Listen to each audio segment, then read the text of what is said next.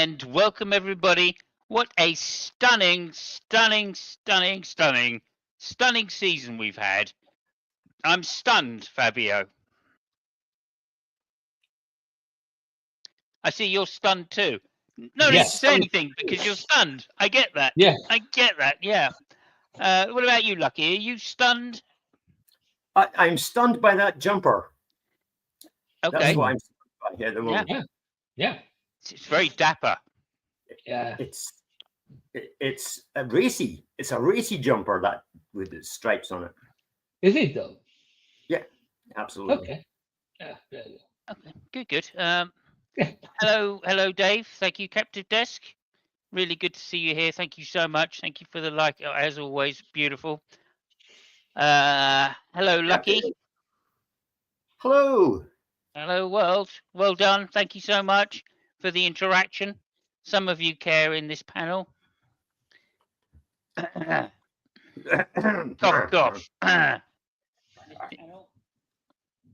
Okay, never mind. I was wrong. Some of us don't care. No, I mean, I expected me really to give two fucks. Well, no, sorry. I beg your pardon. There you go. Yeah. Hey, look. Evening. Oh, there we go. Finally. Thank you so much, Fabio. Good evening, Fabio. I'm glad you could make it. We don't have a show without you, so there is that. Yeah. But welcome, as I say, to the 2024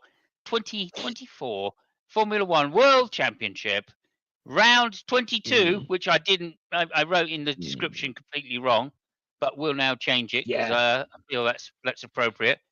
So let me just do that. Yeah. I mean, yeah. Talk amongst yourselves. It's not only the number; it's also the country. Yeah. Yeah. Well, is it Vegas? Is it Vegas with an E? There we go. It's like just like Johnny Vegas. It's okay. Okay. Yeah. Fair enough. Anyway, look, 2022, race 22 of 2024 Formula One World Championship season at Las Vegas. I say Las Vegas because I think that's how they pronounce it.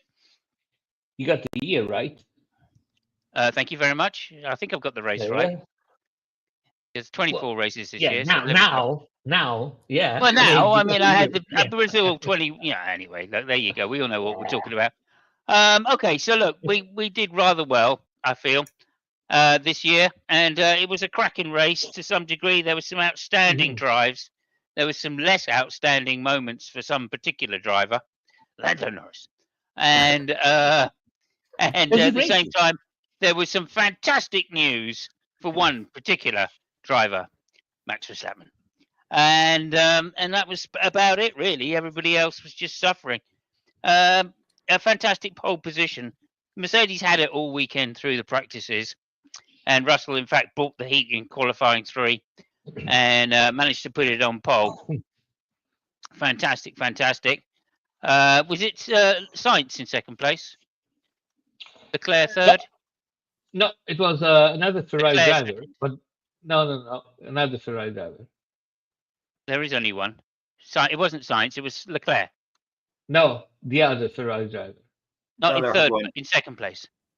Yeah. Are you talking about qualifying or the race? Yes, qualifying. Oh, qualifying, yeah, qualifying was. I mean, we haven't got to the end yet.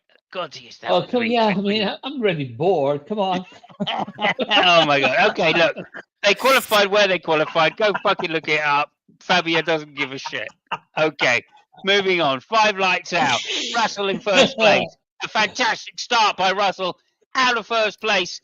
Fantastic start. In third place, Gasly. An amazing third place for Gasly qualifying up there. Unfortunately, he was blocked out a little bit by one of the Ferraris. And then Lando Norris putting it down the inside of Max Verstappen. We all expected Norris then to push Max as wide as he possibly could and then take the place from him. And that was open. What else could have been done? He could have backed out. Could have just backed out and let his rival go. That's what happened. Max Verstappen into fourth place. And that was pretty much the championship there. Done and dusted, shall we say. So, again, now Max Verstappen, then 4 times World Championship driver for Red Bull. And there's all the key figures that Max has attributed his wins to. 4 of them. Adrian Newey for 2. Helmut Marko for getting him in there in the first place. Christian Horner for giving the finance and the catering bill, getting that big enough to allow Max Verstappen to have a fantastic car. And of course, Ben Sulayem, who gave him his first world. There's one person conspicuous by his absence there. Yeah. Have you noticed that too, huh? Yeah. Yes. Yes. Yeah. Well, Okay. I was thinking more about, Paris, but yeah. He's a comedian today. Gentlemen, he's on form. He's on fire today. He's already mentioned the P word. Oh my God. When I say P word, I mean the P word of the second Red Bull driver. And that P word being pussy. Perez the pussy. Anyway, look, we're going to get on with it because that's all there is. Russell out front, Sainz second place, Verstappen into third place, overtaking Leclerc. Leclerc really tried to get past Russell a couple of times on the first 10 laps or so, 5 laps or so. Unfortunately, he couldn't do it. The Ferrari just wasn't fast enough down the straight line. And the Mercedes was, remarkably. So there was that. I think all of the teams were messing around with their top speed right up until the race, or right up until qualifying, really. I should say, because it's in Parc Fermé after that. And they pretty much all equaled themselves out, maybe with a slight advantage. The reason Russell was so fast at stages he was pulling away by a second a lap was, of course, because the Mercedes would just happen to work the tyres a lot harder. And this was a particularly low grip circuit. So the tyres, everybody else had graining after a few laps, except the Mercedes. And that really played into Mercedes' hand. Then the very unfortunate Pierre Gasly, very unfortunate, his engine blew, having had such an amazing qualifying session. I really felt sorry for the lad. He really deserved a good result. Yeah, but I mean, we got why he got third in the qualifying, right? I mean, it was Pierre Full Gasly, but the engine was tuned up a little bit too much. So A bit too much. Okay. Yeah. Yeah, there you go. That's probably it. You're absolutely right. I hadn't really considered that. Oh well, by lap 16, certain Lewis Hamilton was coming through the pack, overtaking Piastri, Norris, and several other drivers to get up into the top 5. And it was to turn out to be a sensational drive for Sir Lewis Hamilton. And yeah, what can we say? It turns out the reason he's been slow through the rest of the season is because he's had his dog Buster in the car with him. Yeah, I felt that was a nice touch. I did. Yeah. This last season with that, he's got to share him because, like, as we know, Buster doesn't have many thrills these days because he's a vegetarian dog. But his name's also Roscoe, by the way. So again, Roscoe. Is it Roscoe? I keep calling him Buster. I don't know why. I'm thinking of Phil Collins. That's why. That's anyway. Anyway, there you go. But yeah, Roscoe. Sorry, it's Roscoe, isn't it? So yeah. Anyway, there you go. Sir Lewis Hamilton drove a fantastic race, finished in second place, which is just incredible. I mean, it's incredible. That car was on fire, absolutely on fire. Verstappen, his overtake on Verstappen was, I think Verstappen was just saving his tyres because there was no contest whatsoever. Again, Verstappen knew exactly what he's doing. He only challenges and drives people off the road that he has to. That's what makes him a champion, isn't that right, Fabio? Yeah. I mean, there was no point in trying to do anything else. It would have run any unnecessary risk. I mean, he also asked, and they told him from the pit, remember why we are here. I'm doing my race. Well. And then we had the moment of the race, lap 38. I'll take you. I mean, everybody, as soon as I say lap 38, of course, everybody knows exactly what we're talking about, don't you, Fabio? Yep. Yeah, thank you so much. You got the right answer. Yeah, lap 38 is quite incredible.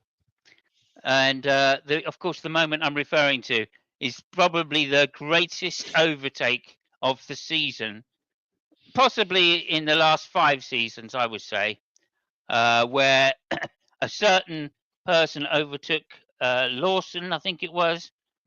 Was it Lawson? Yeah, Lawson and Magnussen in the same Yeah. corner. That was really great. It was a sensational overtake by Perez on 2 Yeah. cars. Yeah. And what can we say? Absolutely dumbfounded.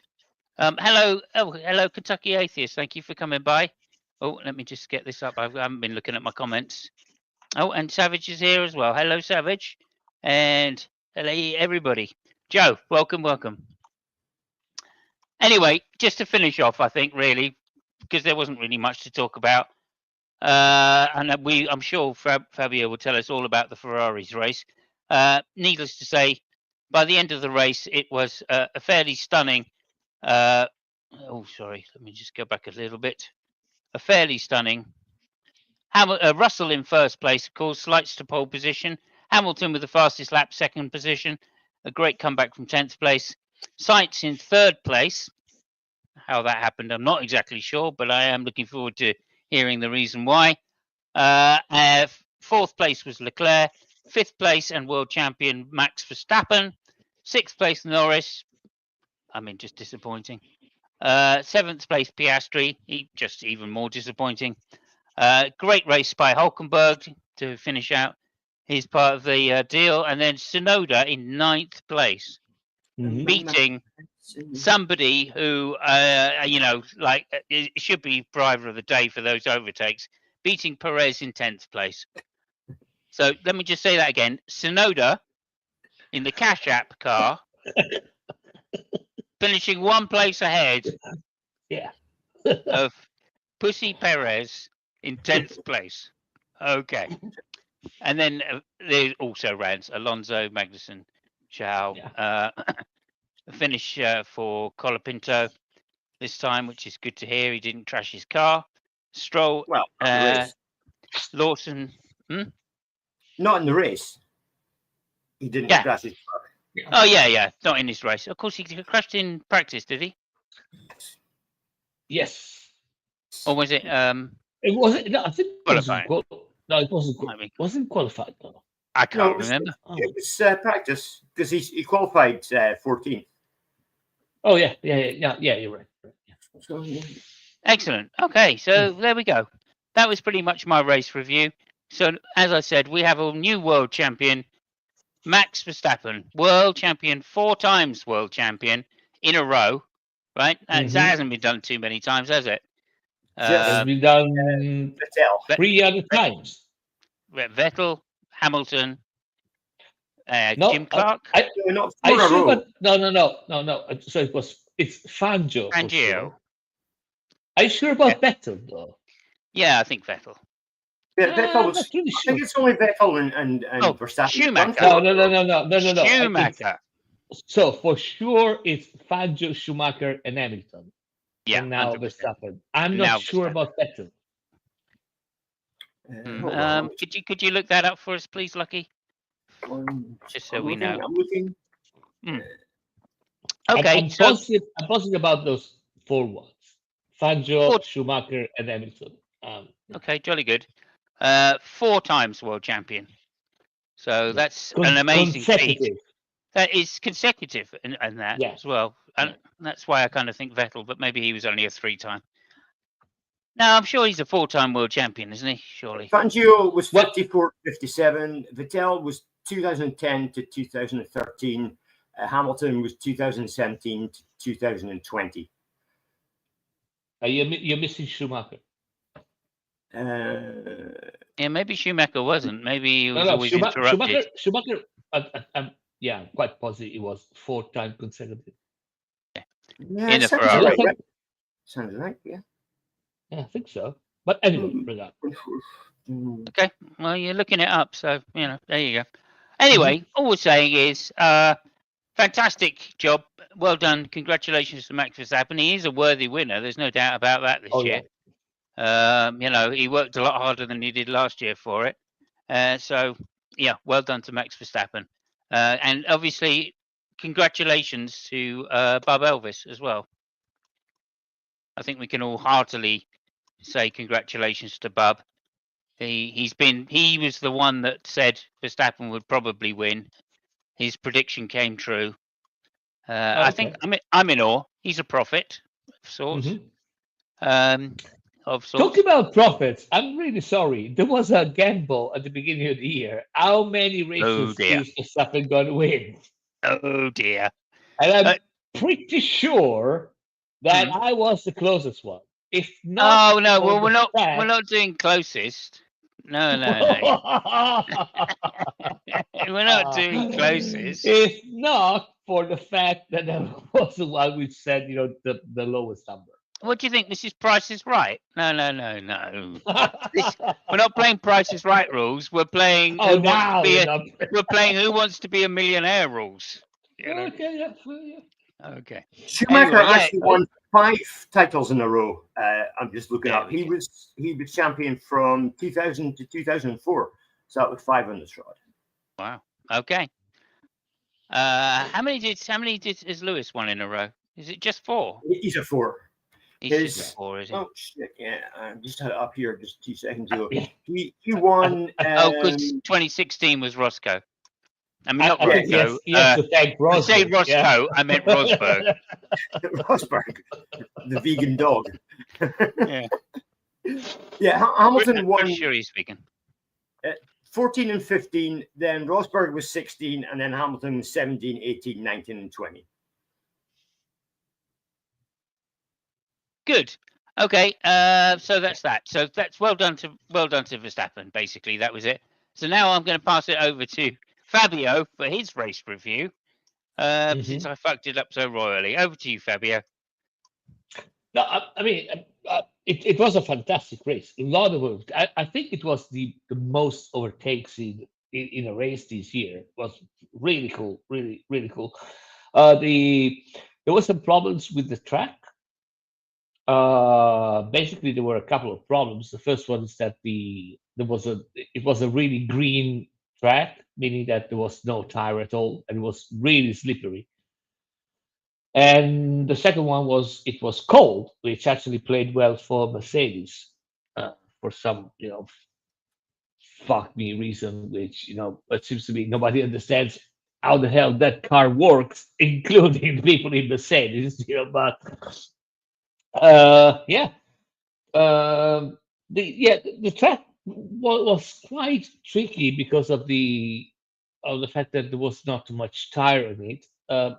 Both in free practices and qualifying, nobody basically used the R tire, so there was nobody was really knowing what to expect from those R tires, and everybody was swearing by medium tires being the shit.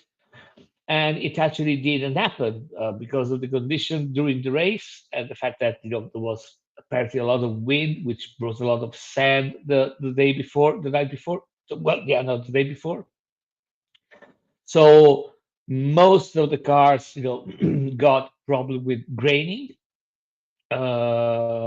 Notably, Leclerc was the first one because he tried to attack Russell at the beginning, but all in all, everybody suffered that problem. So they had to switch to hard tires, which behaved way better than that they were predicting.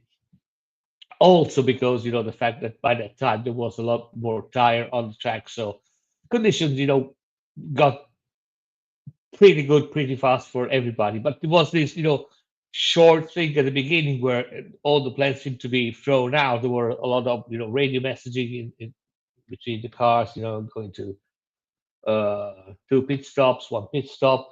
But I think it can't remember if it was Magnussen or Hülkenberg, the only ones which were able to make a 1 pit stop.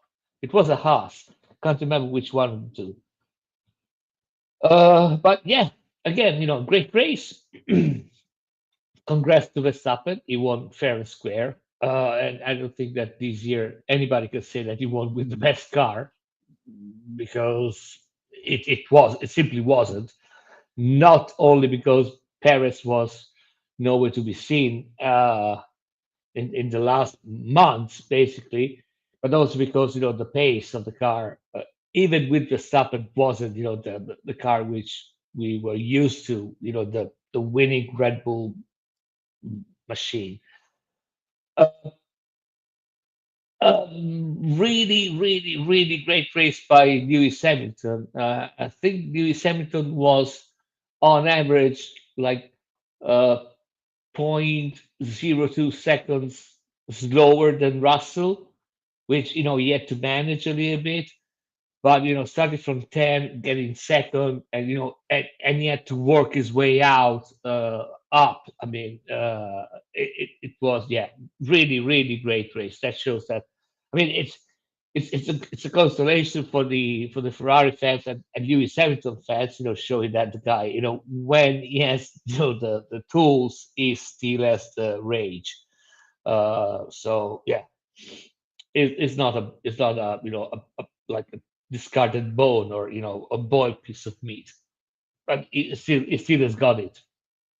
And yeah, the funniest thing I think was Russell at the end of the of the interview, when they were interviewing him, saying, "Oh, I mean, can you believe it? I mean, you get pole, you get from the start, you went ahead," and it was keep saying, "Yeah, I mean, I don't know. I mean, I was racing, I was expecting something to happen because I've been there already." And something happens to me every time, so I was constantly ready for something to happen, a red flag, or a bomb or whatever, and nothing happened, and I won. I was really happy. I'm happy for the guy. It's a good place to have a victory, especially, I mean, if he deserved. So yeah.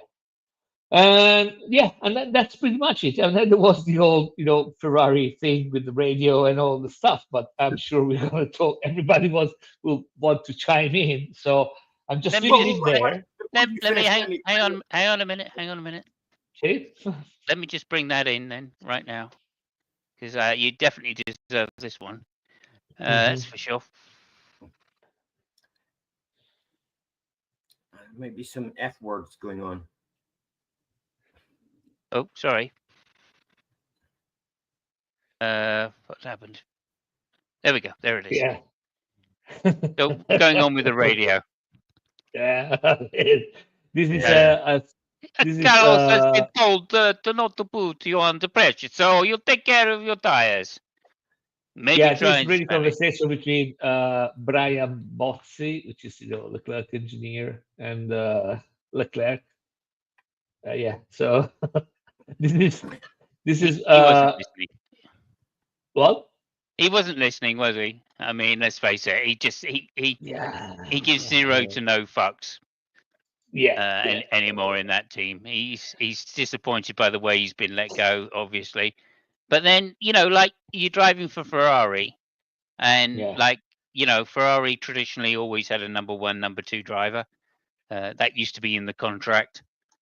So I don't know what he expects when he's clearly been put as number two driver. However, I do think that go ahead. No. I mean, so there are several considerations to be said about that. I mean, I can understand Leclerc frustration. I mean, Leclerc is trying to fight for the second place, in the in the drivers' championship, which is something that I understand. Carlos Sainz doesn't give two flying fucks about. I totally get it, especially because the more points you make, the more money he gets at the end of the season, because there are bonuses involved. So I get that. Cool. I'm fine. The the problem is that so there are a couple of things which are really itching me a little bit. And again, I'm nothing against science. I think the current behavior should have been expected, and everybody was expecting that. The thing is that Carlos seems to be really amicable and all this stuff, and he actually shows a side of him which I'm not really sure is gonna pay him dividends in the future. Meaning that so next year is gonna work for Williams, which by the way, it's a good place for him right now because he will be undoubtedly be number one. I don't see anything going on there driver wise that can put him in jeopardy of that position.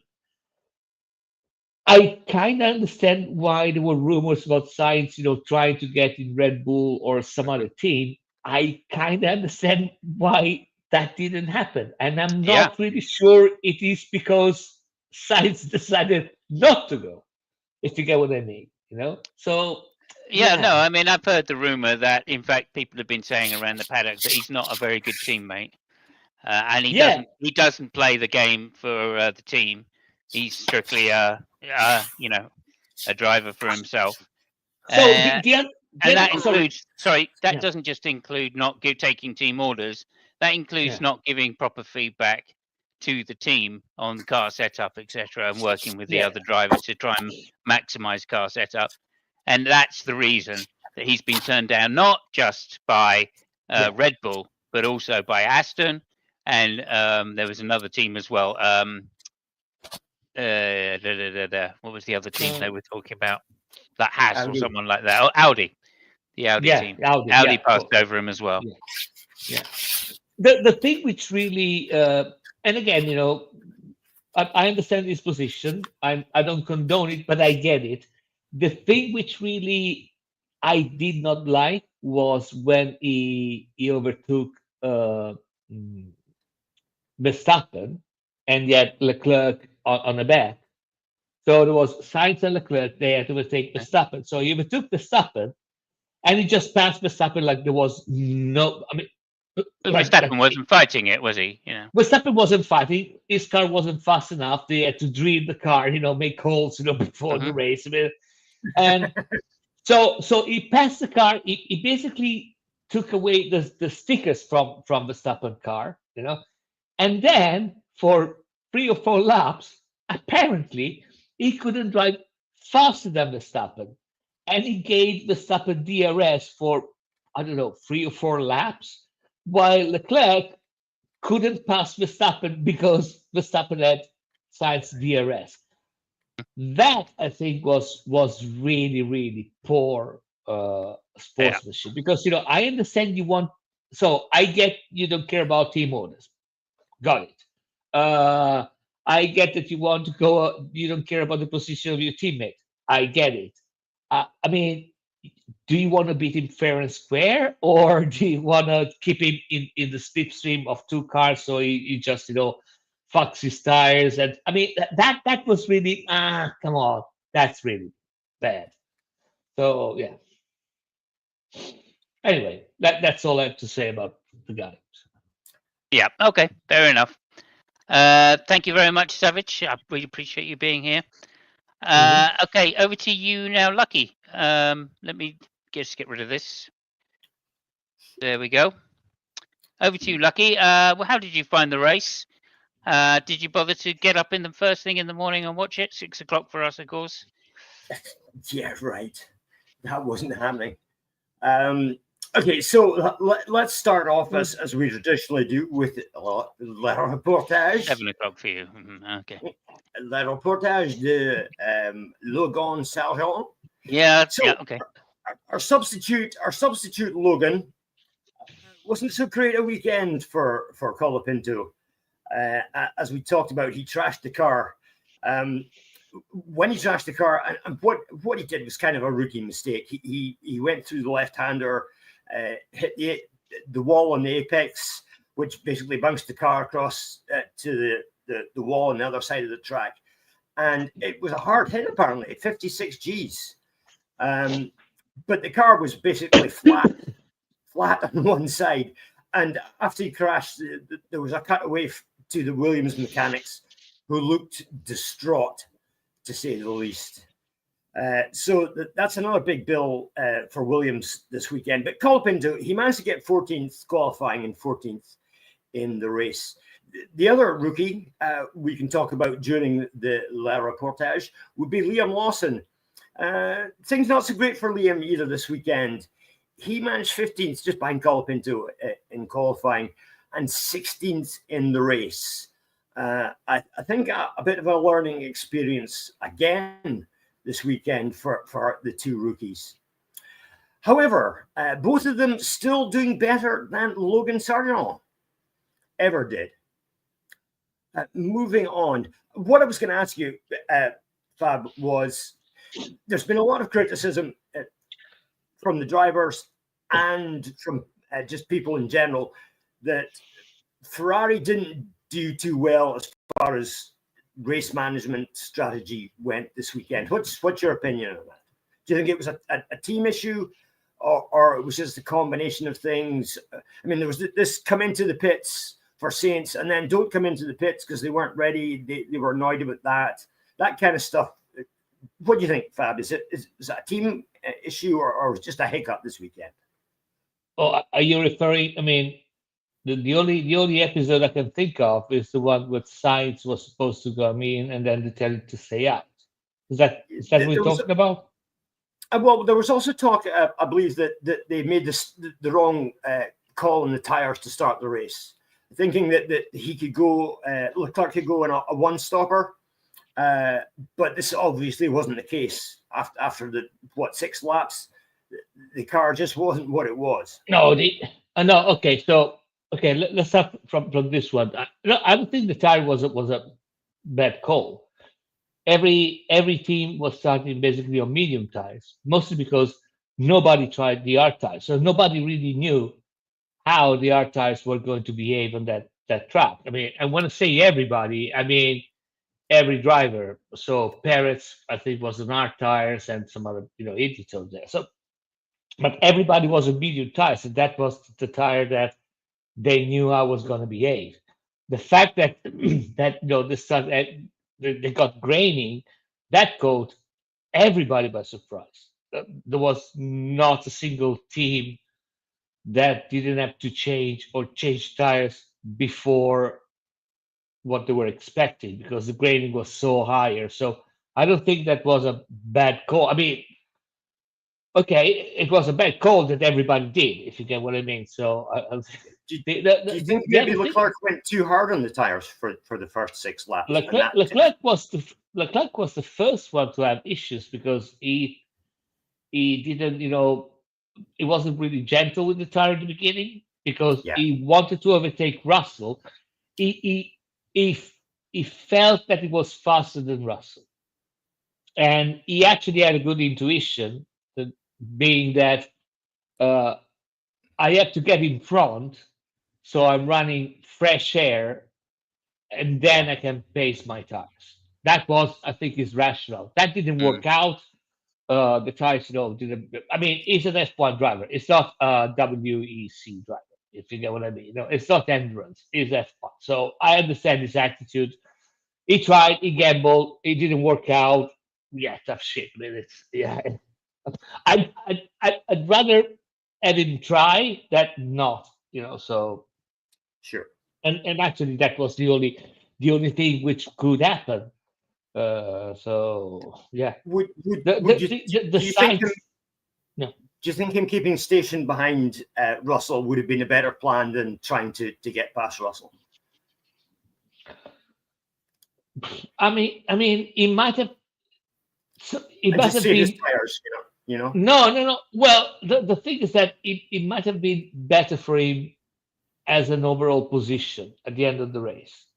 Yeah. I don't know if he had the pace to overtake Russell for first position. He surely would not have got fourth. It was probably second or third. That was his position. So yeah, there is that. I don't know. I mean, Russell, he did fight in the first corner with Sainz as well. I mean, he was trying to keep someone on his outside. I can't remember who it was at the same time, and at that particular time, then Sainz starts coming down the inside, which puts him wide into turn 3, or narrow into turn 3, I should say, which puts him wide into turn 4. So, I really think that had he managed to get away and speed right on Russell's gearbox down that the first straight, he might well have been able to overtake him. In which case, maybe he could have at least not grained his tires so quickly. I think it probably would have ended up the same anyway, because it turns out the Mercedes was particularly set up for this particular circuit on this particular day. No, you're right. I think, in his defense, I think there was quite a very good reason why he tried at the very beginning, is because for the first 2 laps you don't have DRS. Yeah. So I think, and again, I'm just guessing here. I think that his rationale was, I have to pass him now because I'm confident that my car is faster, especially on the straight, which, I mean, the data was there. It wasn't wrong, right? So I said, if I can pass him and get ahead in the first 2 laps, I can get some advantage because you will not be able to use DRS. And then we'll see what happens. So I think that Yeah. that was Well, his rationale. I made a slight reference to this, that when you looked at the data before qualifying, the Ferraris were way out ahead, maybe 5 or 6 kilometers faster in a straight line down the straights, which is a significant difference by the time you get these long straights. But I think overnight, everybody else then looked at that data and went, right, we need this top speed. So here we go, we're going to sacrifice. And I think everybody sacrificed, like you said. Red Bull, who had already cut some of their wing out, who were the slowest in a straight line, actually ended up cutting off half their wing and taking out some of the Oracle. It didn't read Oracle anymore. That's how much of the wing they cut away. So I think Red Bull especially recognised that they would have been sunk if they'd not got another 5 or 6 kilometers. So they literally cut half of their rear wing off. And all the other teams followed suit as well. They all reduced the rear wing. Go ahead. No, I mean, I understand. Yeah, it's. I think that the temperatures played a bigger role because I think that Leclerc confidence came from both the qualifying and the last free practice where everything is pretty much set up, and again. I'm not really sure about Russell because there might be difference in setup with the cars, but if Lewis Hamilton car was a good comparison, he was actually right, because you remember there was a certain point that Lewis could not pass I don't remember when it was. I think it was he couldn't pass the Ferraris even if he had DRS. So yep, exactly. So yeah, I mean, I think that the idea was good. It's just that he couldn't, put it in practice, and he ended up cooking his stuff. So yeah, but he tried. So yeah, cool. Yeah, I mean, something strange has gone on because, the Ferrari has been very fast on low downforce setups. Their efficiency of downforce has been genuinely amazing compared to the other teams, and that just didn't prove right during the race. Which was disappointing. I honestly thought Ferrari were going to have a significant advantage on top speed, yet clearly they didn't. Now whether that's because, go ahead. It was more efficient though. They had a new floor, mildly, but only by a couple of kilometers, which is just not enough for an overtake. So, and then of course that's it's not the DRS situation. Is not that effective at a low downforce setup a low downforce circuit like this. So we were expecting them to have a 7-kilometer advantage over most of the other competitors, and it turned out to be more like a 2 or 3 kilometer advantage, and that's just not enough. So genuinely, the figures were on the Red Bull 246 as opposed to 346. No, yeah, 346 or 342 no, I beg your pardon, it was 346 kilometers for the Red Bull an hour, and 352 for the Ferrari down the straight. Sainz's Ferrari down the straight. Now, that's a huge difference. I mean, absolutely huge difference. So, if that had been like that during the race, but then, as we're saying, like, there are pictures literally of Red Bull carving their front wing out, isn't there? You sent me one, didn't you? Let me get it up for you. Here it is. I've got it here. So let me just do this. Share screen. Yeah, it's a good commercial for Dremel tools. Yeah, there you go. So this is the difference here, right? That's how the ring was before the wing in practice when they were getting 346 out, and that's what it is after. Yeah. As you can see, like most of the R is missing. So the L as well. And the L is gone, you know what I mean? So it's amazing. I mean, it's just amazing to me. They're coming to a low down full circuit, right? And look, I mean, they must have thought about doing this before, because look, they've just literally cut around the Oracle. Yeah. Right. Literally, they just cut just above the thing, circled it just quickly enough to get the R in. The L and the E are still perfectly there, and yet actually, what they used is this, where half of the R is missing, the L and the E's in.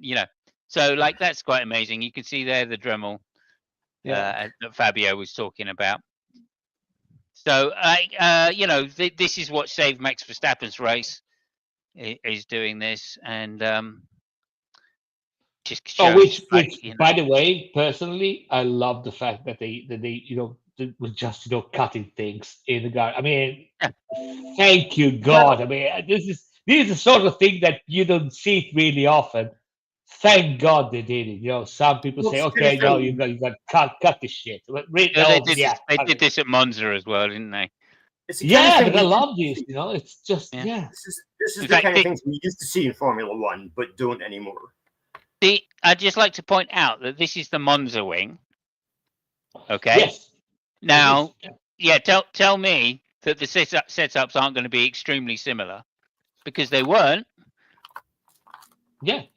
Oh, but right? That's not the thing. What's the difference between the difference between the car at Monza and the car at Vegas is that back then it had a 1.5 seconds advantage over the rest of the field, or whatever it was, a second advantage over the rest of the field. And now it doesn't have an advantage over the rest of the field. Goes to show you. Yeah. So something fundamentally has changed in that car. Let me say that.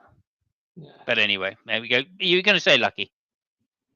Yeah, we used to see things like this in Formula One. It never happens anymore. Yeah, very true. That kind of thing would happen all the time. But anyway, but moving slightly on with the Ferrari pit stops, what about the Sainz episode, Fab? What do you think went on there? I think that was totally Sainz's fault, because they keep asking him not to impede Leclerc and said, well, no, but I got a box. So Sainz, because he didn't want to let Leclerc pass, he said, well, why do the box? My car is not all right. And there was some discussion saying, no, you gotta go, you gotta keep it on, move it on. And he kept, he kept whining a little bit and said, no, I gotta get in. Say, okay, box in, and but they weren't ready. So stay out. He asked for the tires. The problem was that his engineer said, okay, come in, and he should have been pretty sure that everything was ready. Maybe somebody in the box shouted in, fuck off, we are not ready. He was asking early to go to 2-stop strategy, right, wasn't he? And the team was saying, we'll get back to you on that. We're going to decide. And then the next lap, he said the same thing again. And they said, okay, we'll definitely tell you by next lap. Right? So I think he was kind of just like going, right, that's it, I'm coming in. And once I tell them, I'm coming in, and he probably, the radio message, we didn't even hear it, I would guess. He probably said, I'm pitching now. Give me X tires, give me the hard tires. And he probably tried to just like bluff them into being there, Well, Yeah. I mean, the thing is, it's I understand it's good, it's right. I mean, the driver making the call, correct. I'm not really sure when he called for, to box, because if it Mhm. was two corners before, they don't have time to physically, get ready. Yeah, So yeah, there but is he that. was I'm asking for not. two laps before that. Is what he was. What Yeah, I'm saying. yeah, So like yeah, they knew that he should have been there, and so they should have been ready to jump out if he needed it. But like I'm saying, I think Ferrari played the right tactic here. This is where I'm yeah, going to give big kudos to the Ferrari team on their tactics, because the undercut was not effective. yeah. It was a losing strategy for Right. anybody that tried it. So it was the overcut which would have worked, and Yeah. yeah, it's the overcut that works. So I'm just saying they should have kept him out even longer, really. No, you're But right, because if you didn't lose those, those moments, it would have, got ahead of Lewis Hamilton anyway. yeah, You know, exactly. Yeah, so I mean, the good tactic was the one that they were suggested him, not the one that he suggested, which was making the opposite of Lewis. yeah, And Lewis, decided to get in and say, well, stay out. But actually, I think because they said he wasn't ready. I think yeah, that what really happened was that he called box. They might have been ready, and then they realized that they were ready Mercedes, yeah, and because they wanted him to do the opposite, they told him to stay out. But he was already, getting in. So yeah. yeah, Yeah. I don't disagree. I think he should have got a penalty. I have to say that. Disappointed. that Yeah. that okay. So this is a funny point, because I was also writing to you. I was expecting a penalty. Apparently, because of the fact that the first stretch of getting in the in the pit lane is in the corner, they decided, and that was something which was decided with the when all the drivers gathered together, and Okay. the race director said that was considered like cutting the corner, and so it fell into the how many they have free times they can cut the corner, Yeah. and then they get a penalty. So that was considered as that one, which is, I It's mean, just nonsense, isn't it? well, But yeah, listen, all right, fair enough. no, no, It's for their it is rules. It's for their nonsense, rules. but they It's just they fun, isn't they, it? they knew it before, so Yeah. yeah. Okay. Okay, can I talk Okay. about Sainz and Leclerc's position? Poor Sainz is in a terrible position, um, but he's in a really strong position as well. Okay, he's the sacked driver who's being asked to play a team game. Now, if you were the sacked driver with 3 races left in the season and you've got a seat for next year, would you be inclined to play a team game? I'm not sure I would be. But at the end of the race, as I'm sure you guys know, Leclerc was uncharacteristically vocal, used the F word, I think, 7 times in Yeah. one message about playing team game, and how he's sick of being Mr. Nice Guy, and how things always go bad for him because he's Mr. Nice Guy. Do you think that's justified, or do you think that was just some heat of the moment kind of stuff? Yeah. Can I do the quote? You can, of course. Yep. Thank you. Yeah, I did my job, but being nice fucks me over all the time. It's fucking time. All the fucking time. It's not even being respectful. I know I need to shut up, but there is one point. It's always the same. So fuck you. I think I might have added a couple of extra fucks Do in you there. Yeah. think? Do you The think last that? part, I'm not really sure, but yeah. Do you think maybe Charles is maybe a bit too nice, too gentlemanly, shall we say? Does he Well, need to get the killer instinct? again, I mean, his talent is undeniable as a race listen, driver. I think that we got to take a lot of things into consideration, and I think that Simon said it, better than me when we were talking about science, not being a team player, and the reason why it didn't go where he thought, where everybody thought it was going, and and he ended up and he got the seat in Williams. So Leclerc also said during the interviews that there were some things said at the beginning of the race which didn't happen. And I don't know what it was referring to, because that's something that they talk among themselves, and of course the the team director or whatever. So apparently Leclerc was also pissed about, because something has been said that didn't happen. Right. Maybe that was team orders or whatever, or maybe it was something on the line. If there is a chance, let's give more points to Leclerc because he's fighting for the second position and stuff like that. I don't know exactly. I'm just Let me give my little scenario here, yeah. Fabio. See whether you think that I'm as mad as a Spanishman.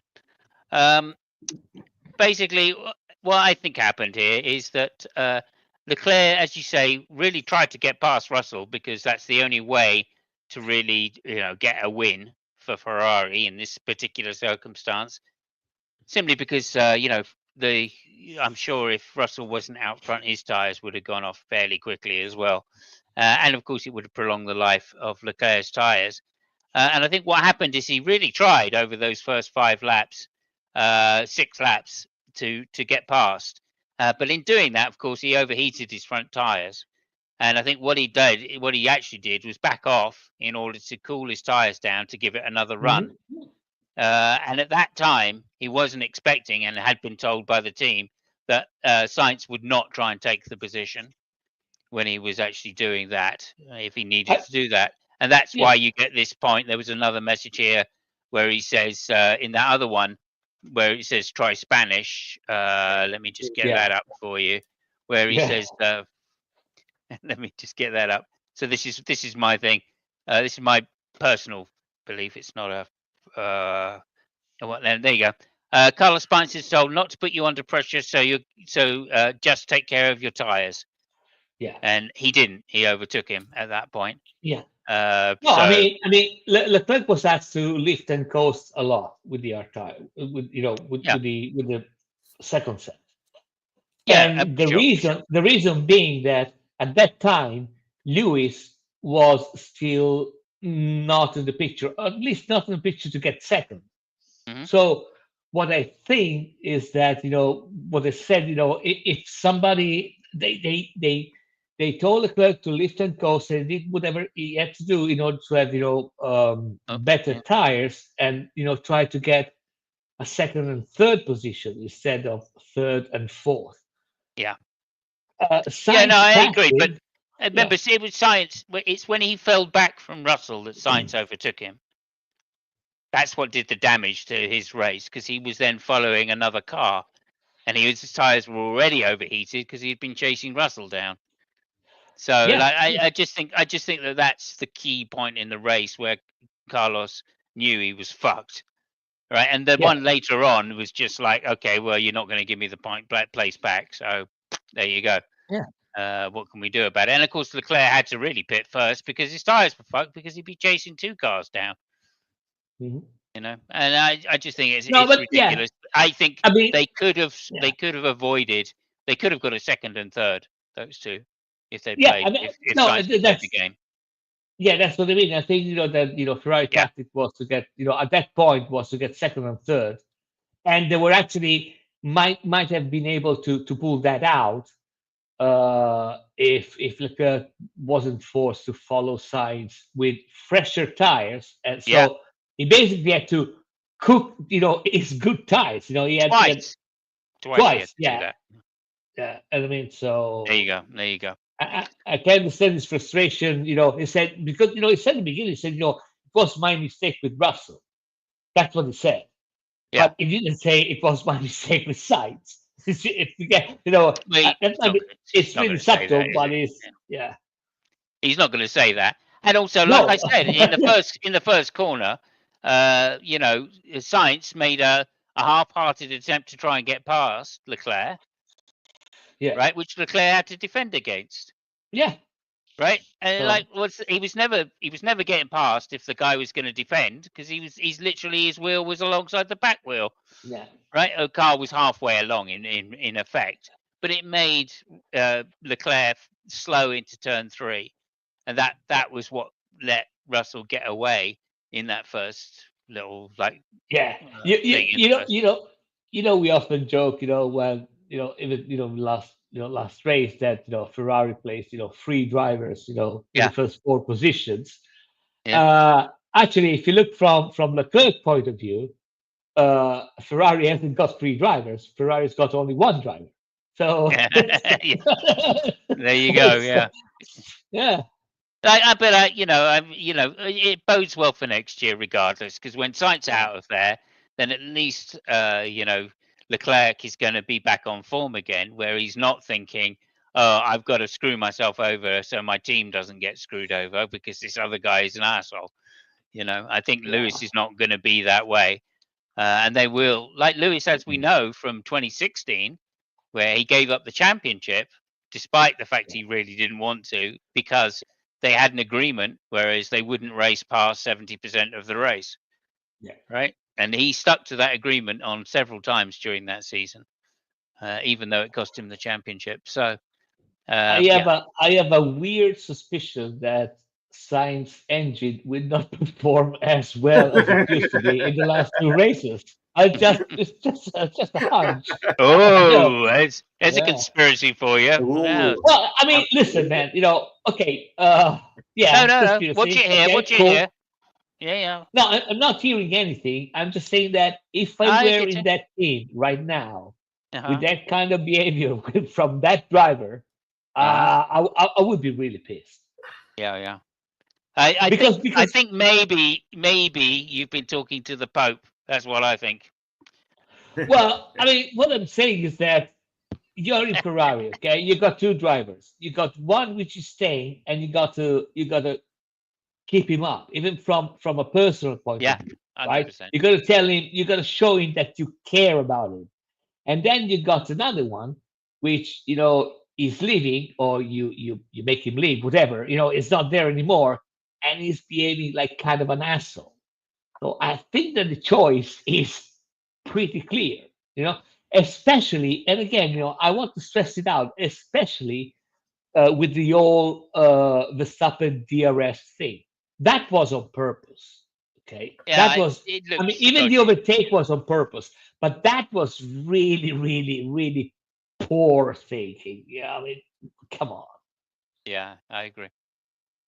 I agree, and not that Leclerc could have got past Sainz anyway. I mean, just there was no chance of that happening on that particular day. I don't think Yeah, anyway. yeah. Simply because those two cars are fast. If not, Sainz has had the faster car because he didn't have quite the setup that Leclerc did.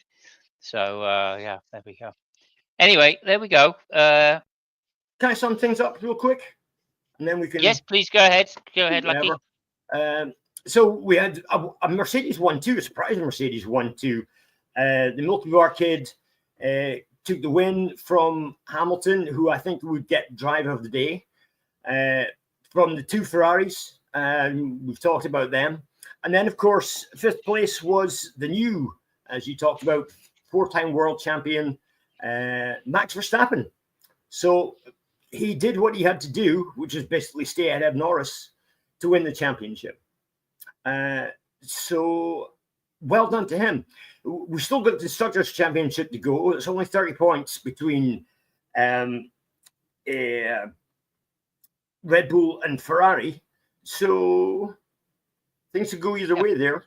Yeah, I think that's quite a good point because, like, I do think that, like in the next race, Ferrari still cannot afford to give like a substandard car to Sainz. I mean, they've got to play the game with Sainz one more time. If Sainz goes out there and tries to win the Grand Prix and like screws over Leclerc again, that's just how that's got to happen because that's going to give them the most points. Sure. But Well, but I mean, even if they did, remember that still leaves Ferrari with 1 good driver and Red Bull with 1 good driver because you can't guarantee any points from Perez. He might as well not be fucking running. oh yeah, for sure. Yeah, well, he did get a point though. To be fair. Yeah. So Mercedes Mercedes up to fourth. Sorry, they're fourth now in the standings, 4-2-5 against 5-5-5 to Red Bull. I don't think they're going to have any mathematical chance even of passing Red Bull. So it's fourth for Mercedes, and that's it. Good. Well, before Fabio gets back, I just want to say another conspiracy. Oh, sorry, he's back. Oh, damn it! I was hearing anyway, so I was out. I know. Anyway, let me say two things. First, is Max not an expert? I take it that's in relation to you. No, Max is definitely an expert. And secondly, just to say this, I think it's been deliberate. One of the reasons that I think this is how I've been looking at it for the last few races. Red Bull are not bothered about the places in the championship because that's just A, it's just money, and B, Perez is bringing in the cash to cover any losses that they get by taking second or third in the championship. And so actually what I think they've done is gone, okay, let's just not bother about points in the championship. Max will win his championship, that's fine. And we'll get as low as, it doesn't matter if we go fourth or third, because guess what? In this crucial next year, where development time is going to be absolutely crucial for 2026, guess what?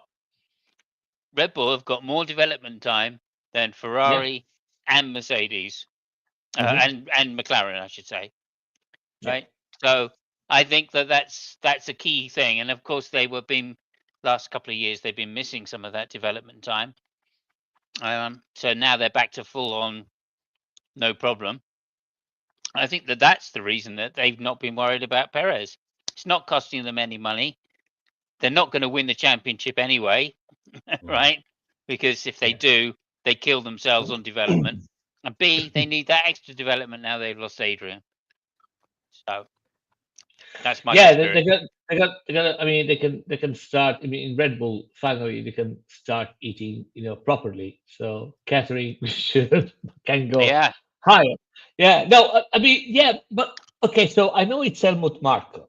Okay. So, but have you read, the last things that he said, about Perez? No. It basically said, Perez is 200 points. Has scored 200 points less than Verstappen. That is unacceptable. So, I mean, he just stirred the pot again of Perez not being the which finishes the season. So I can't understand it. Helmut Marko not liking South America. Can't understand it. He should, considering so many of his relatives in the past have moved there. Yeah, that's what I meant. I think I'm pretty positive already. He still has a lot of relatives. I believe a lot of them have moved to Argentina as well. So yeah. There we go. Oh, by the way, sorry. Before we go to the quiz and me thingy, have you? I don't know if you guys saw. Oh, cock! I should have. We've got some news. We'll get the thing that the commercial of Colapinto. Have you guys seen that? No. So I think it's on YouTube somewhere. People will find it. You can probably put it in the description. But basically, one of the sponsors is a beer, and they made I don't know. I can't remember the name of the beer, and said, well, it's the Colapinta. Because pint in Argentina is pinta. And then there is Colapinta. Said, no, it's Colapinto. No, I'm sorry, it's gonna be Colapinta. And they showed the bottle, the glass of good beer, this Colapinta.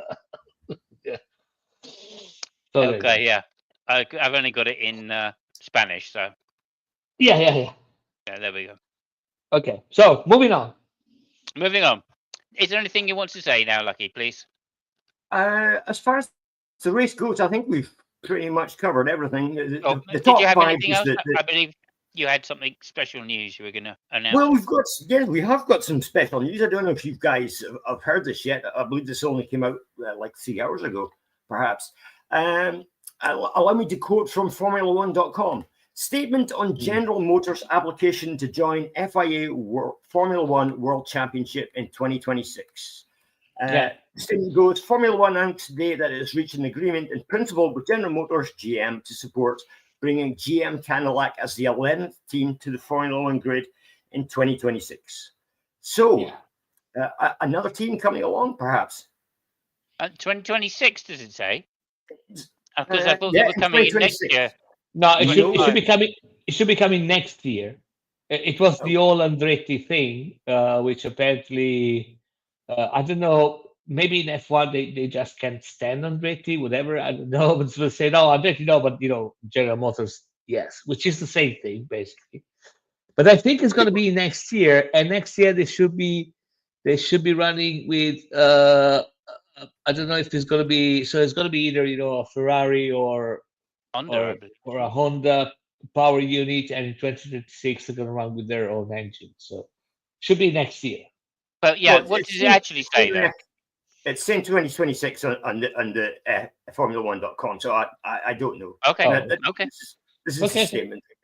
But you're right. They're saying that it's going to be a General Motor engine, but to start off with, it won't be a General Motors engine. Yeah. And there's no mention of Andretti at all in the statements. It just says GM Cadillac. Yeah. So it was that the Formula One CEO said over my dead body is Andretti getting in this sport. Yeah. Andretti stepped down from being CEO of Andretti, and the Formula One boss CEO stepped down from being Formula One CEO, and now this announcement's come out. So I think they basically said, look, we need this 11th team in because of the American deal. It's an American team that's big right now for Formula One. Or Liberty Media, I should say, and so therefore they've basically said, right, we're going to knock your heads together. You're both going to step down, and we're going to get the deal done. Yeah, Liberty Media, by the way, which has put an option for the MotoGP thing with the door. Oh yeah. So I've heard they've already bought it actually. Well, I think that there are some. They're expecting the go no go from the EU Commission because there is some antitrust things and stuff like that going on.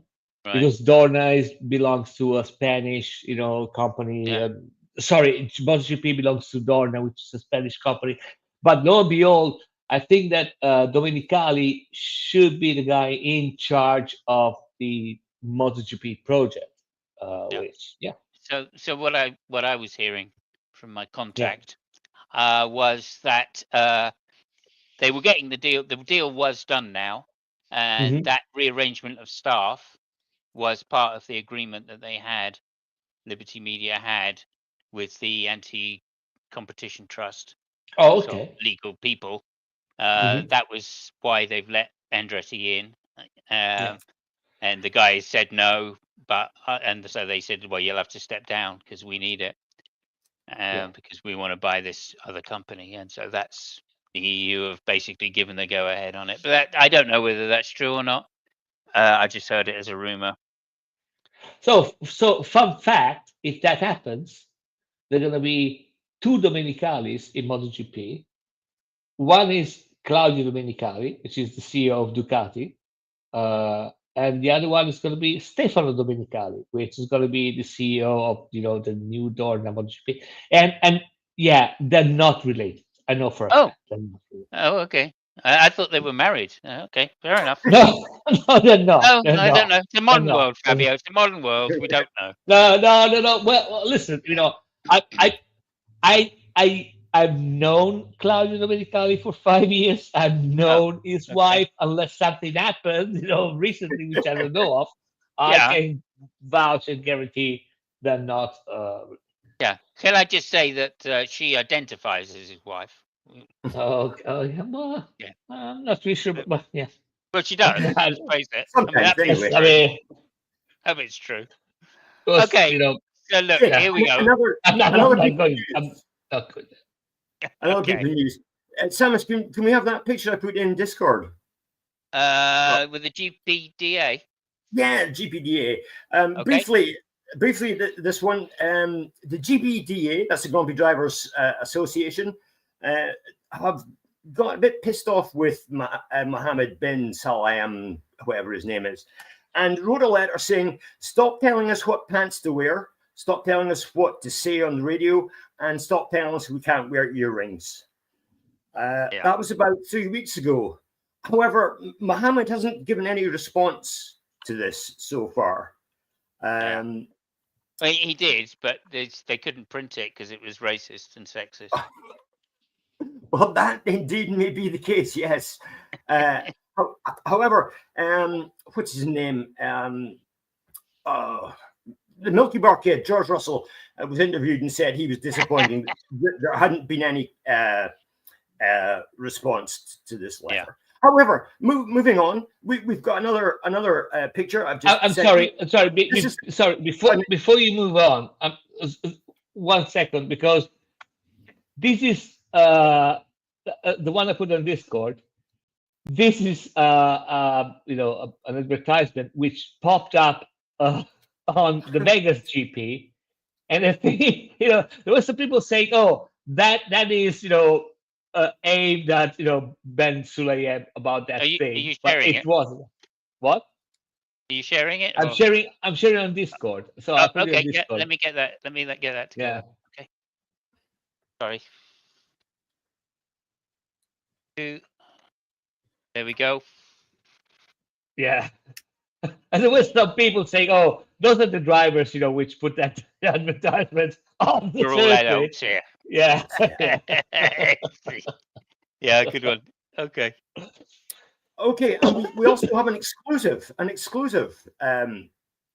letter from the GPDA, from an inside contact, a friend of the show who will remain nameless, that Simon has a way to put up on the screen. Yep, just getting to it now. As well.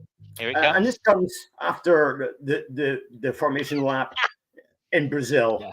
And it says, statement regarding formation lap Brazil 2024, Lance Stroll, what a twat. Yeah, well, accurate. As always, George Russell, accurate. Straight to the point. What I will say is the drivers, professional Formula One drivers, are nothing but professional Formula One and drivers. So take that from what you will. Definitely. Definitely. So, anyway, Lance Stroll, what a twat. Yeah. I mean, he was conspicuous by his absence in this race, wasn't he?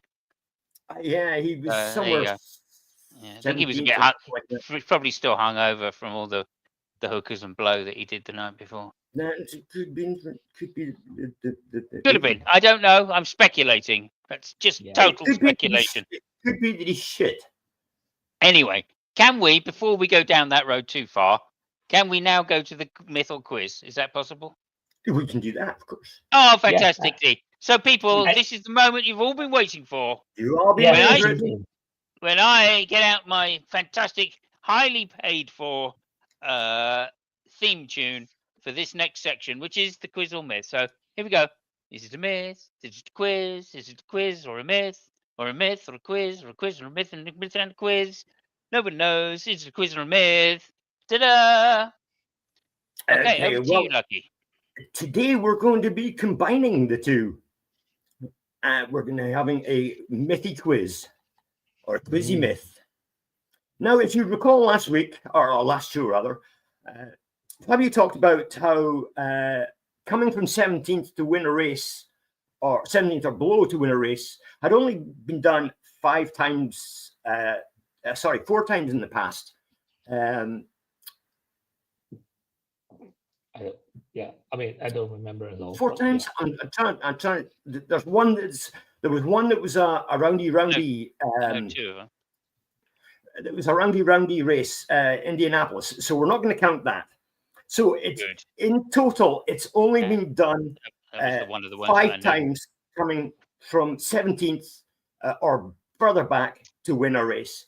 Now, the 5 drivers who have done it are, in no particular order, there's actually only 4 drivers, but the 5 drivers who have done it are John Watson. He came from 17th in Detroit 82 to win. Raikkonen came from 17th in 2005 to win at Japan. He, by the way, was the only one who took the lead on the last lap He saved it to the last lap to get into the lead. We had Verstappen coming from 17th last race at Brazil. Barrichello in the year 2000, he came from 18th on the grid to win in Germany. And again, John Watson, the man who has the record, he came from 22nd at the 1983 USA West Grand Prix to win the race. Now, John Watson was also famous for taking a victory at the 1981 British Grand Prix at Silverstone. And Simos is going to show a little video in a minute. And hopefully can you play that half speed when you play the video, Simos? Where's it gone? Where did you put it? It's in the chat. Okay, here we go. To set the scene, John Watson had qualified 5th for the race and dropped back a couple of places at the start.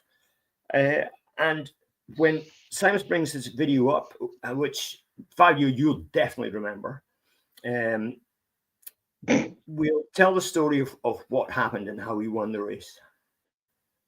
Okay, so yeah, this is the final corner at Silverstone, and you'll see here that that's Peroni, followed by I can't remember who, and anyway, Villeneuve spins in front of De Cesaris and Alan Jones and John Watson. Now you'll see on the left of the screen, John Watson's McLaren just coming out the shot there. Now, what actually happened was he stalled the McLaren trying to avoid the cars, but bump started it and set off again in like 5th place, I think it was.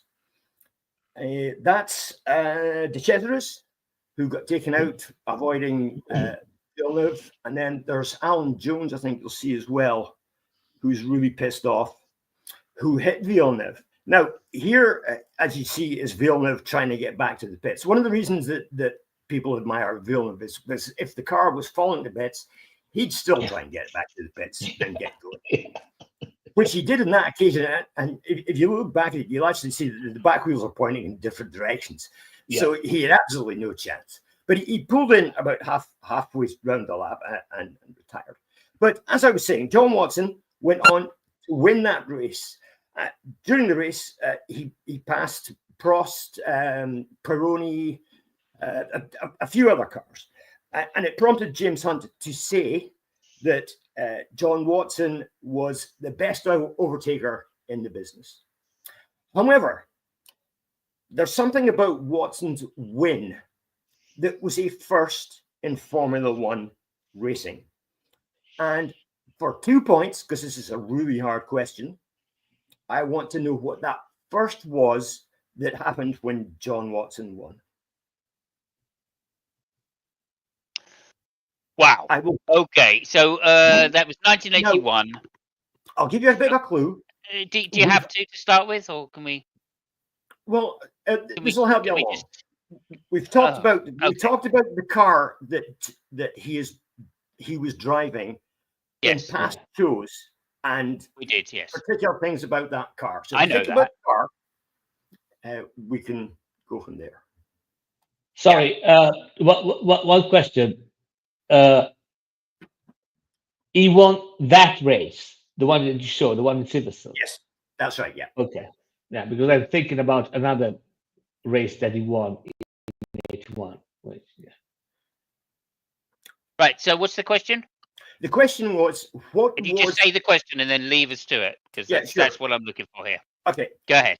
What was the first that happened when John Watson won that race? Right. Okay. So, go ahead, Fabio. I mean, I'm no. You go. Okay. I'm ahead, so you'll be at right. This is. Or I mean, I don't know. Do you want me to write? I have a hunch. I have an idea, but I'm not really sure about it. Me too. But go ahead. Go ahead, Lucky. You want to say something else? Well, Fabio's out in the lead at the moment with 13. You're catching up with 11. Bob's got 5. Avant and Odin both on 1. So I think it's only fair that as you're behind, you get the first try. So listen, okay, you say that, and I'm ready in the side chat. So Okay, cool. Right. What am I saying something, Cam? Okay. Go. All right. So yeah, I guess it's to do with the car. That particular car. I mean, 81. I mean, maybe it's the suspension. So yeah, I'd sort of say that was the first for some kind of. I don't know. That was the 4-wheel drive car, was it? No. That wasn't the 4-wheel drive car. No. Okay. So yeah, I'll say suspension then. Yeah, some kind of active suspension. Probably not computer controlled, but No, that's not what it was. okay. But you're along the right lines. You're getting sort of close to the answer. Okay. So I think it. Well, I'm not sure about that. I think it was the engine, the Alfa Romeo engine. No, it wasn't. It wasn't. Okay. It was actually something to do with the car itself. Yeah, well, the engine is to do with the car itself, obviously. Yeah. Okay, now we need the clue. Now we need the clue. All right.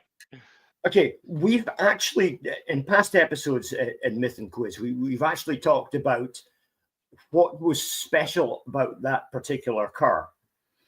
And if you remember, that same year, Which we obviously don't. that same year, you might remember when I say this. You might remember when I say this. John Watson had a huge accident at the first Lesmo at Monza in that same car, and it was the first time this type of car had been in an accident like that. Yeah, I mean, I remember something being movable, right? So that's what I'm remembering. So maybe it's the wings. Maybe one of the wings was movable. Or No. There was something about. Oh, let's find the answer, and I'll give you another clue. Brake by wire, maybe. No.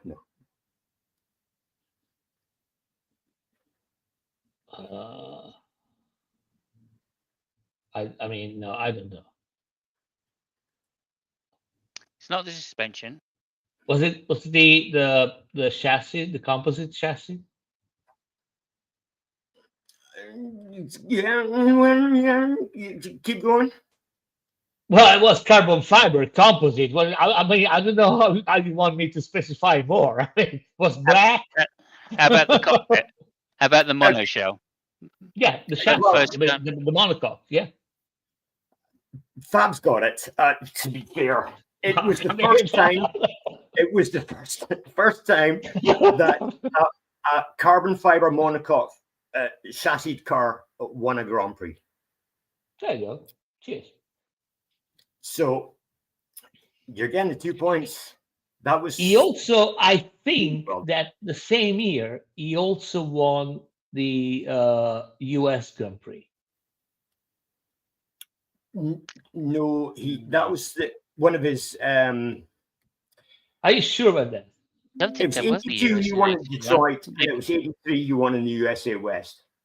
Yeah, Las Vegas or something. That Formula One win at Silverstone was, I think, his first win in 5 years. No. Yeah, okay, I agree. It's the first one, but I think that he also won the US GP that the same year. You may well be wrong. Yeah. I think he was running second in the World Championship most of that year as well. Is it that year? Could be. I don't know. Well, however, okay.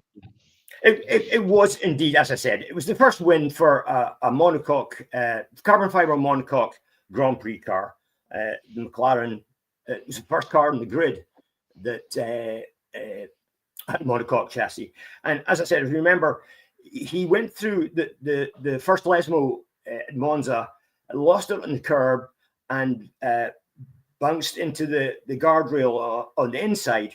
And the car actually broke in half and left the engine and the gearbox and the back axle lying on one side of the track, and the monocoque safety shell with John Watson sitting in it on the other side of the track, and he stepped out of the car and walked back to the pits. And that was the first time such an accident has happened to a monocoque car, and basically proved just how strong they were. So before you finish that one, I want to go back a little bit to Villeneuve. I think, and you correct me if I'm wrong because I'm not really sure about that. He made a whole lap, and he got back with basically one of the wheels was hanging around. It was actually off. Yeah. That was his sport. That was the Dutch sorry? That was the Dutch Grand Prix. Oh, okay. Yeah. Oh, yeah. So yeah, he actually went off at the first corner. I thought no. Zandvoort is another one. The one I'm telling you about is that he made most of the lap, and he got back in the pit with the rear wheel, angling, dragging. around. It was just dragging behind the car, wasn't it? Yeah. And so he desperately tried to get back to the pits at this race that we're talking about, but I think he only got like 2/3 of the way around before he had to pull off. Okay. But just to let you know, guys, Alan Jones won both of the American Grand Prix in '81. Oh yeah, and '82 was Alboreto. That's why I remember, because okay. Anyway, but I just want to say about that thing with Villeneuve, the Mauro Forghieri, his memories, in one of his interviews, he said that he made that thing. It wasn't obviously Silverstone, it was something else. He got back in the pit, and it was basically missing half of the gearbox and all that shit and all the stuff. And Villeneuve just pulled into the pit, and he asked, "Can you fix it?" Was that not one of the American Grand Prix that happened on?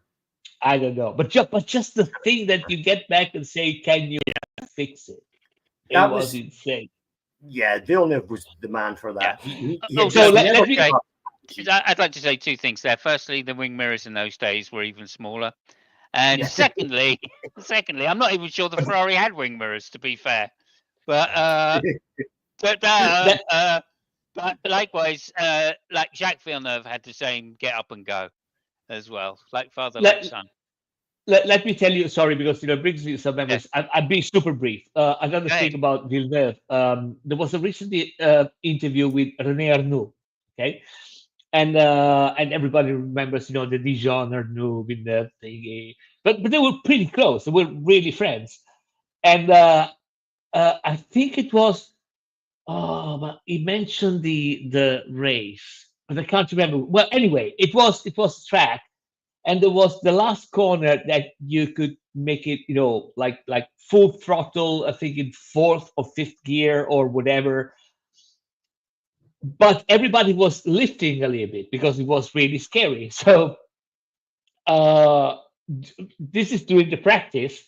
And so Villeneuve goes to, or Arnoux goes to Villeneuve, they talk each other, said, "Do you think you can make that last corner full throttle?" So Villeneuve asked Arnoux, "How do you make the last corner?" I said, "Well, I lift a little bit."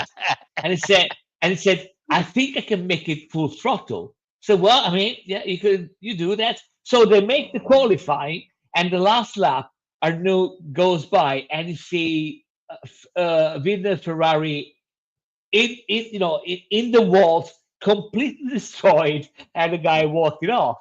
And then, he finished the lap, he goes back, he goes, to look for Villeneuve, it was okay. He goes to Villeneuve, says, "So," and Villeneuve says, "You can't make it full throttle." Mexico. I think that might have been Mexico.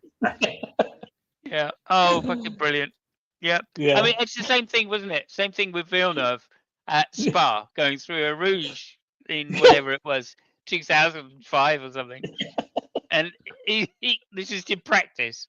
And he crashed the car. He crashed the car at 180 miles an hour going through a Rouge, and went back to the pits and said to his engineer, "Do you know, I really think I can do that full throttle." And then went out in the next practice and crashed the car again exactly the same way. Yeah. Brilliant. So, okay, last one. because Lucky mentioned Zandvoort. There is a very interesting thing about Zandvoort. So what happened in that race, and that was the race where okay, ready, steady, go, green light, and it just crashes, in the first corner. I think that was the one you're referring to. So uh, before the race, they were trying a new engine. Ferrari was trying a new engine, and Forghieri goes to Villeneuve and says, "Listen, we don't care the position. We just want you, to finish the race with this engine because we are trying some things and we want to know how it goes." And he says, "Yeah, yeah, yeah, yeah, yeah." I said, "Listen, Ferrari called me and said, uh, bring the car at the end of the race because we want to know what happens with this engine. We put new stuff." Say yes, yes, yes, yes. Okay. So before the race, just on the grid, Forghieri goes back to Villeneuve and says, please be careful. We need the engine at the end. We need to know what happens. And said, well, I'm not an idiot. I said, okay, okay. Ready, steady, go. First corner, but brakes like into, the car is destroyed. Okay, destroyed. And Forghieri is at the pit to say, well, what the fuck is, and Villeneuve is nowhere to be seen. So basically, what happened is he never came back to the pit. He just went to the hotel and he just partied the evening because he was scared, And Forghieri had to call, Ferrari, said, you know what, say, how's the engine? Say, we don't know. First corner, it just crashed into but we don't know what the fuck is the guy. So that's Fortunately, that was though, Villeneuve, young Jacques Villeneuve back then was a firm favourite of Mr. Ferrari, wasn't he? So it didn't really affect his Ferrari career too badly. yeah. I Anyway, think he treated him like a son, if I remember right. yeah. Oh, yeah. It was very fond of. Oh, hey, Bub's here. I'm sure. Bub's here, everybody. Hey, Bob. Just greetings to Demos. Thank you, Fabio and Lucky. Ciao, ciao, ciao, ciao. Thanks for being here. You'll have to go back because we're literally just finishing up, and we're going to leave it there. So yeah. Well, before welcome. we leave it, just quickly, can I say after the 22nd round of the F1 Trivia Intercontinental Championship, Fabio was looking as richy as his jumper, out in the lead with 15. Simos dropped back a little again, 11. Bob 5, Vant 1, Odin 1. Fantastic. So thank you very much. Fabio, that was a brilliant answer again this week, sir. Eventually. Yeah. Eventually, yeah. I think there weren't many parts left on the car to guess. But anyway, that's all right. That's all right. Listen, you started with something. Oh, there was something about the car. Say, okay. Let's start guessing car parts. Okay. Yeah. I had two guesses first before you even got a chance to guess one. So there you go. Anyway, all good. I'm going to try and get out of here. Thank you very much, Bob. It's really a pleasure to see you. And just keep watching, Bob, because this is the rest of the next section is all going to be about you.